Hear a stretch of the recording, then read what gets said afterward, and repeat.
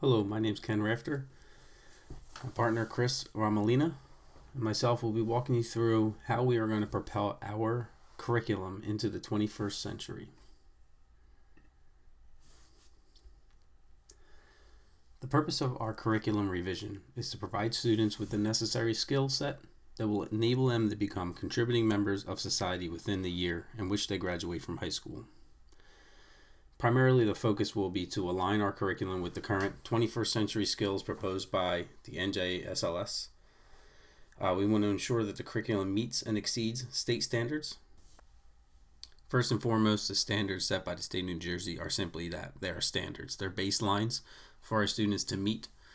We want to make sure that we are moving above and beyond to propel our students into that 21st century. We also want to make sure that we are taking the appropriate measures to prepare our school for accreditation. Who will be involved on our curriculum team? Well, the team will include district curriculum leaders, myself and Mr. Romaglia. We would like to include at least one building administrator from each of the buildings, from high school through middle school and elementary schools, which will be explained in the process in a little bit. We also want to make sure we're including the special education director and any leaders of the child study team, because we want to be making sure we meet the needs of all the students in the school, especially those who have IEPs and our special needs students. Any department heads or supervisors, ELA, mathematics supervisor, specifically tested area subjects. We want to include classroom staff, which can include master teachers from specific grade levels. It doesn't have to be every teacher in the district, just specific master teachers that can be involved in that process and turnkey any information that we need to amongst their PLCs. And if possible, we would like to include some community leaders, maybe possibly a couple parents, a Board of Education member, anybody that can bring forth this information and sell this curriculum revision to the community itself.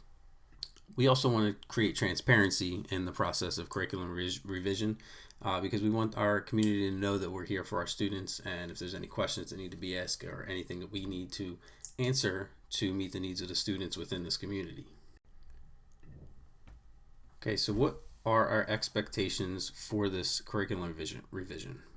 First and foremost, like I stated before, we are trying to make sure we're aligning our curriculum with 21st century skills and career readiness for our students post high school. We want to enhance teacher instruction through this curriculum revision. Specifically in the revision process, we're going to be focusing on aligning Standard 9 from the NJSLS to our current curriculum, which includes college and career readiness goals and life skills. You'll see these on the next slide.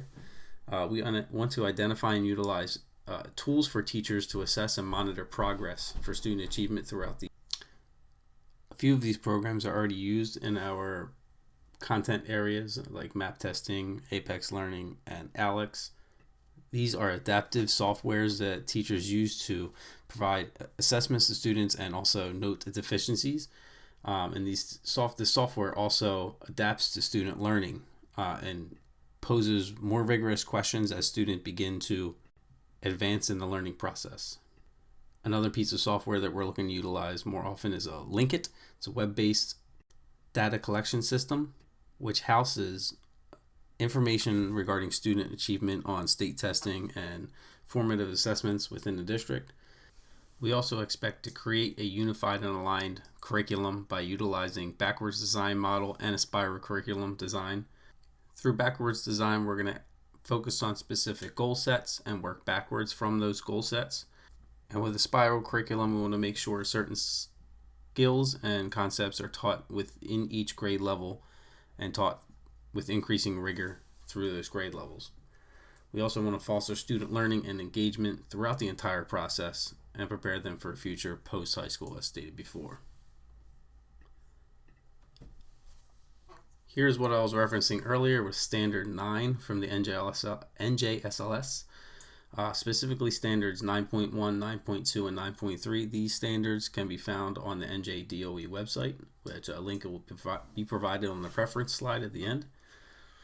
Standards 9 is composed of the career readiness practices. Standard 9.1 focuses on personal financial literacy and making sure our students are financially and fiscally prepared after they leave high school.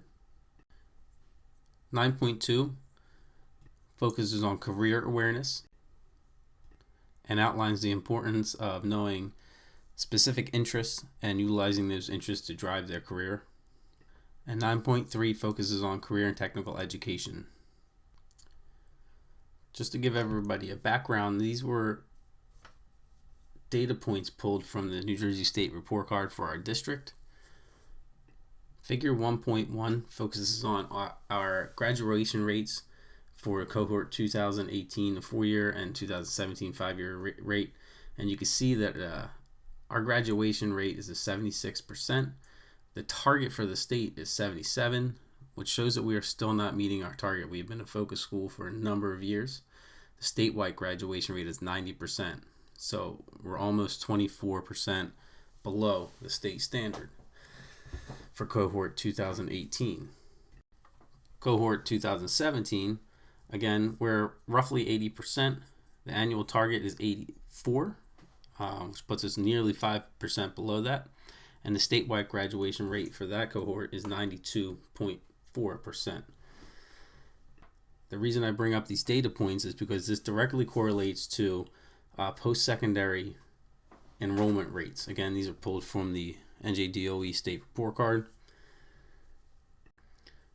You can see that the statewide enrollment in any institution for post-secondary education is around 67%, where our school is roughly 34%.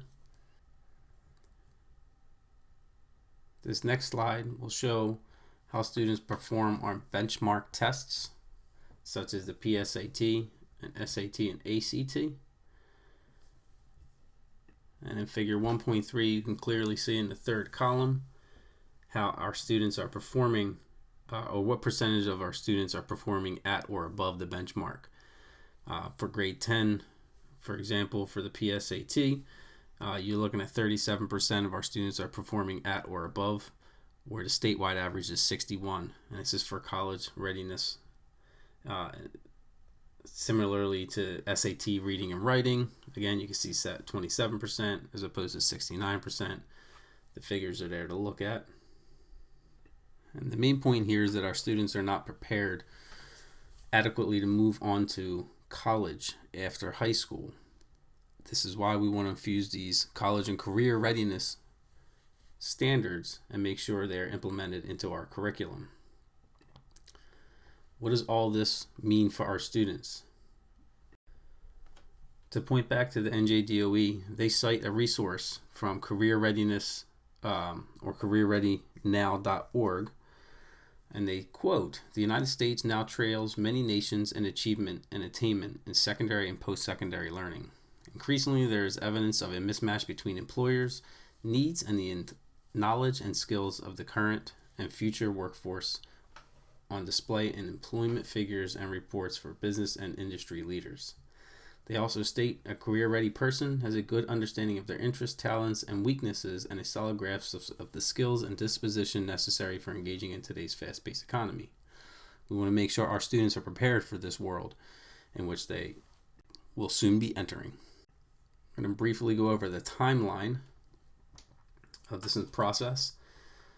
It's going to be an extensive timeline, and it's going to be at least a year long, including a pilot program, before we fully implement these changes.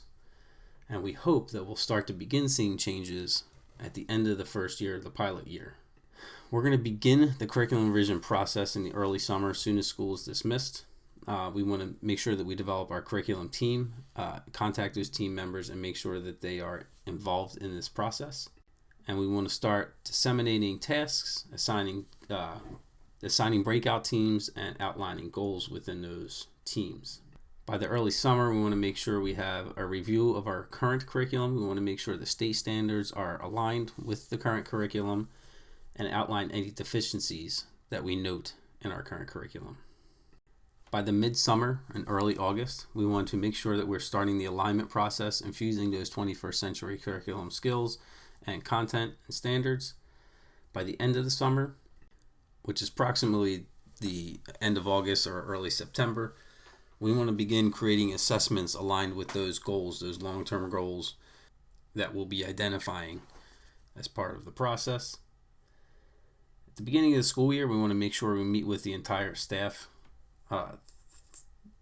during their staff orientation meeting, and we want to make sure we inform them of the curricular changes that are going to be happening and the goals that we're trying to attain. This will also start the piloting of the new curriculum revision.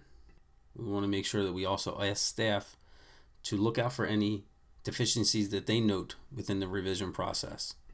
And throughout the school year, as our team meets and as teachers meet within their PLCs and during staff meetings, we want them to share any information that they come across in the new curriculum that identifies specific deficiencies or needs throughout the changing process. We want to make sure that we're administering pre and post tests, specifically before statewide testing, to see how these assessments and goals are lining up to meet those state standards and those state standardized tests. And definitely by the end of the school year, we want to make sure that we are making any necessary changes for full implementation of the curriculum. Our curriculum team will meet at a minimum of once a month, possibly more, but will also be contacted via email or phone call if necessary.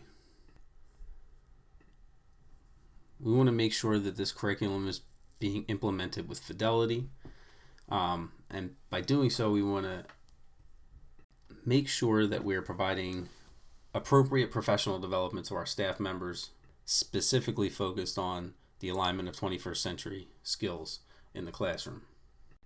We also want to make sure that teachers are regularly reviewing the data through student assessments and comparing that data to previous years to see where students are achieving and where they're not achieving. And this is where Linkit or Apex or MAP or Alex comes into play to utilize those web-based data collection systems.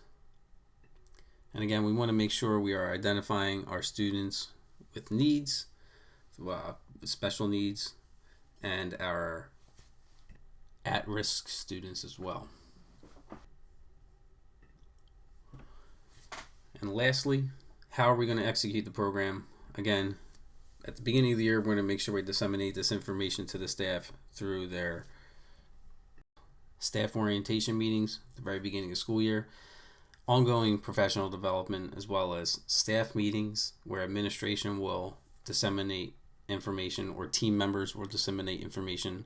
We also want to utilize PLCs for teachers to collaborate and provide feedback on the process. Lastly, we want to make sure we share this information with the Board of Education prior to full implementation, in case there is a need for budgetary items to be discussed. And lastly, we want to make sure, most importantly, all steps and reasons will be communicated with transparency throughout the entire team and to the district administration and Board of Education. Thank you for your time. I hope this explains why we need to revise our curriculum and align it with 21st century skills for our students to succeed in a world post high school. Thank you.